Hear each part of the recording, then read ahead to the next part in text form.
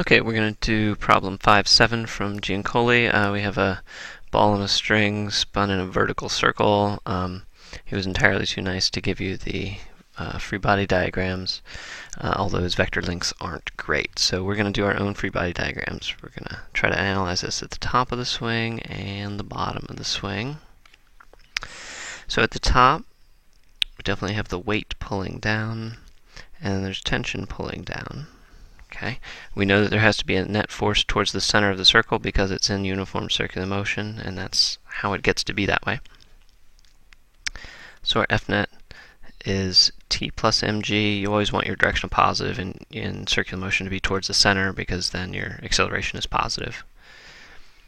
Is ma, and that a we know is v squared over r because it's in circular motion.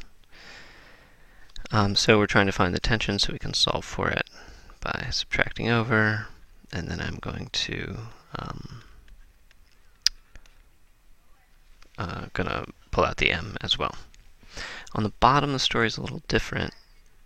The weight is still down, and it's still the same size that it was before, but the tension is now up because the rope is above the mass. And the net force still has to be towards the middle, and it still needs to be the same size net force that it was before. So this arrow has to be much longer, so that the difference between these two is the same as the sum of these two. Sum of these two is the net force. The difference between these is the net force. So that when you're swinging this ball in a circle, the tension is much, much greater at the bottom. If the string is going to break somewhere, it's going to be at the bottom. So again, I want to make the directional positive towards the center of the circle. In this case, that's up.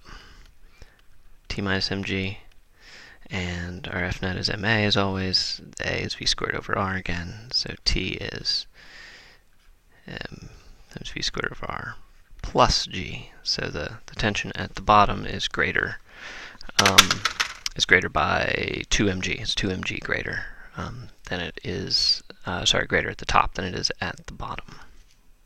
And what we get are 3.67 newtons and 9.67 newtons. Notice that there's a minimum speed that the mass can go when it goes around the top. Because t can get only so small, it can only get down to 0, and it can't go the other direction, so there's a minimum amount of acceleration, free fall. It can't be any smaller than free fall. So that's why if you swing the ball around the vertical circle and you do it too slowly, the string gets slack and the thing doesn't actually complete the circle. All right.